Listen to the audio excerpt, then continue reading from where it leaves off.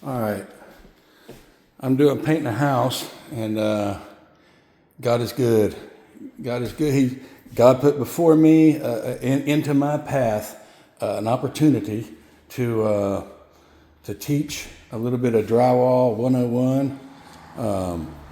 I'm not picking on nobody. This is. I mean, I see it all the time. I see it a lot because if you're not born into the construction industry or go into it and been schooled, you know, a person really has no clue the steps, the actual, true, real steps to a quality job.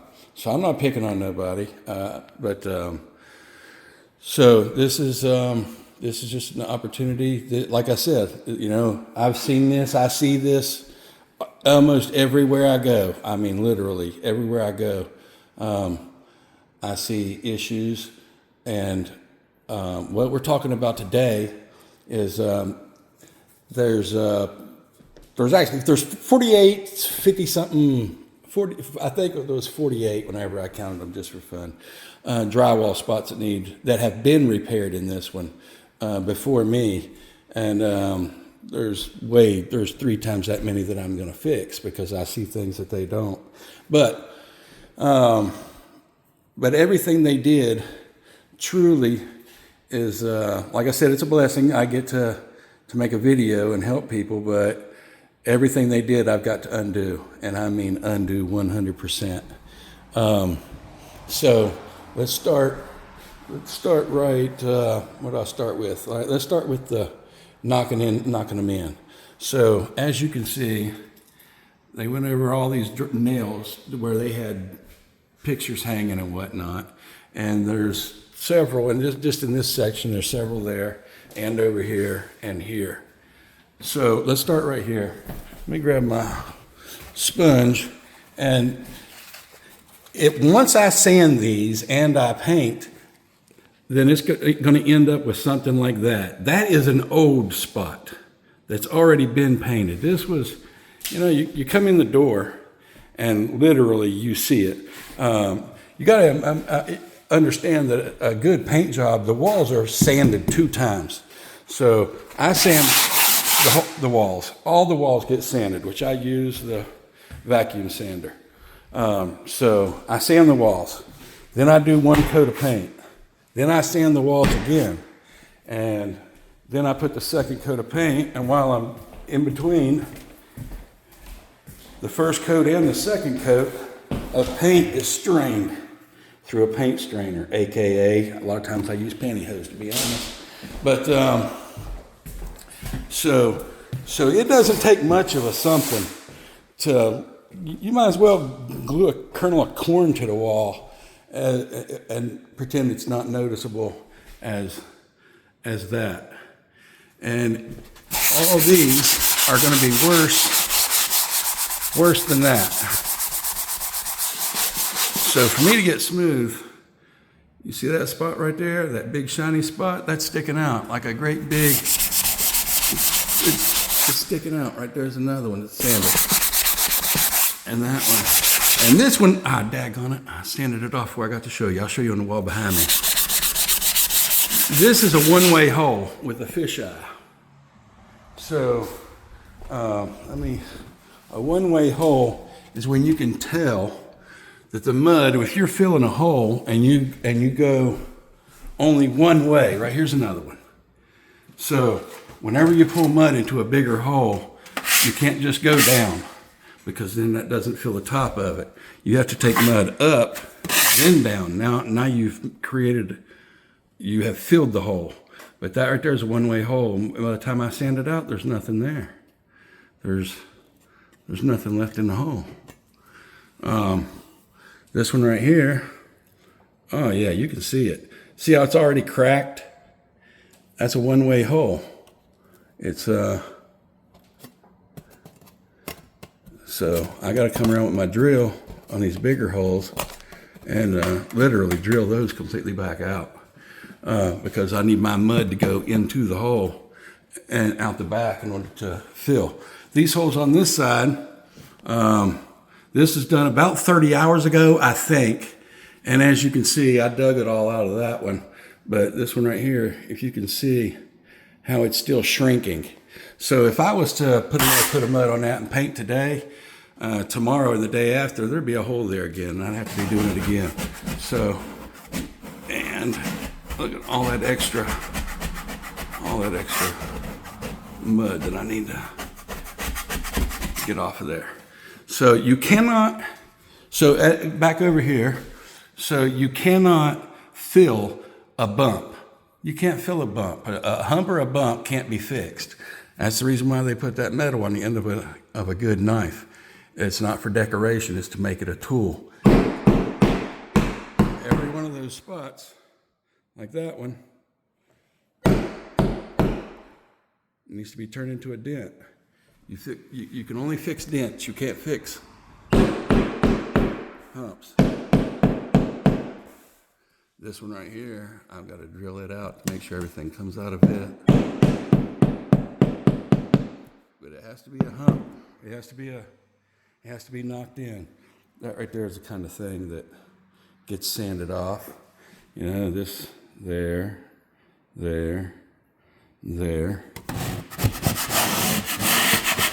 That's why we sand. So the wall needs to be like a mirror when you're done, not sandpaper. A lot of times we can get the cornrows out, some of them, not always. And on this wall over here, this right here is repairs that were made. Nope, they were just gone over again. But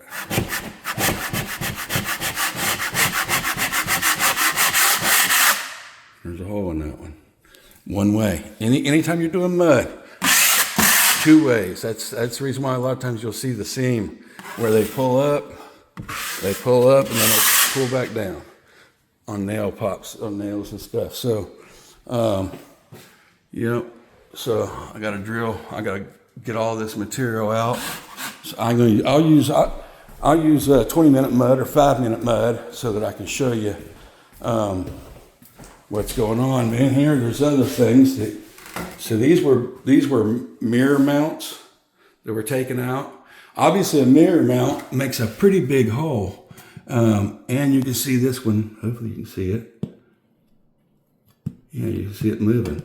That's not a repair. That's, so let me grab my knife and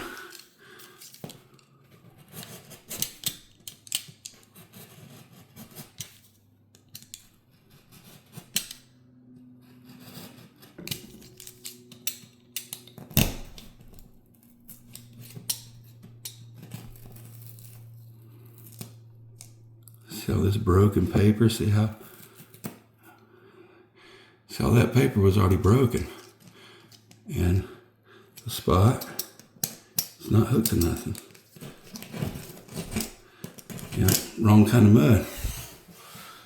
So whenever you have a spot like that, yeah, this one right here, same way. And there's actually dry though, luckily. But all this paper right here, it needs cut out because there was nothing for that to hook to. It was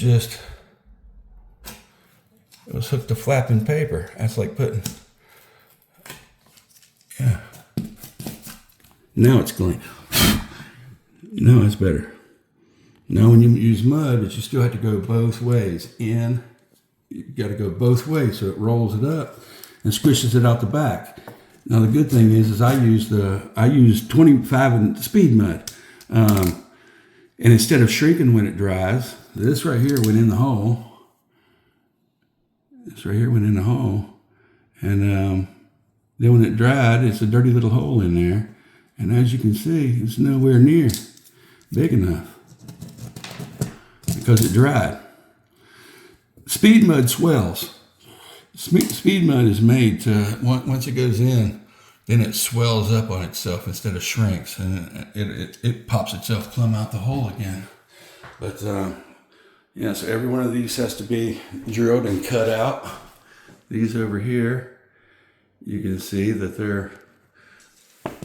they all need dent it in, dent it in, dent it in. This one right here, I don't know if you can see the line. Whenever you're pulling drywall mud and you see that straight line there, that means that you hit a bump. The bump creates that means you're not smooth, you're not to zero, and you have to be to zero. Right here's another. Yeah, see that straight line? That's where I started pulling the knife down and it hit the drywall, the paper that's sticking out, and then that's what makes that line right there. Another one. There will be no, if it makes a line, you take your knife, turn it around. Where did I do it with the knife? Left it in there. Yeah, but turn that knife around, dent it in, then fix it. If it makes a line, dent it, fix it, and fix it. You cannot fix a hump or bump. It has to be a dent in order to fix it. Now, remembering these over here, you remember how that one right there was stuck out so far? Yeah, this over here used to be an accent, and you can see that it's been sanded not well, but you can still see every one of those. You see them now. You're going to see them when it's painted. This all has to be painted back to zero, sanded back to zero. I don't know if it's thick enough for you to.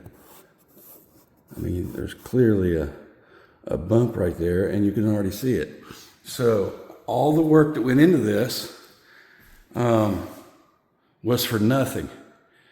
I mean, the work went into that literally for nothing, because it has to be sanded back to zero before you can even get started. And that leads me to another, which I'll show you whenever I do the drywall actual repair. But there should be no hump. There should be nothing left on that wall. Nothing. It should be clean, not great big humps. And that great big hump don't. It's faster to do 3 coats of drywall than it is to sand 1 coat. Luckily, I got the big sander, which honestly, the next video you're probably going to see a new one until I take that one apart and see if I can fix it. I plugged it up this morning and it's not working. So yeah, it's going to be another $400 that I drop this week if I can't get that one to work. Because man, you really can't do this job without a good sander on a vacuum. All that drywall mud in there, it takes lots of time to clean this up, and this ain't me. But yeah, the sander on a vacuum, you know, everybody ain't lucky enough to have one, but you are lucky enough to be able for me to teach you how to do drywall in the next video. So let's wrap this one up here.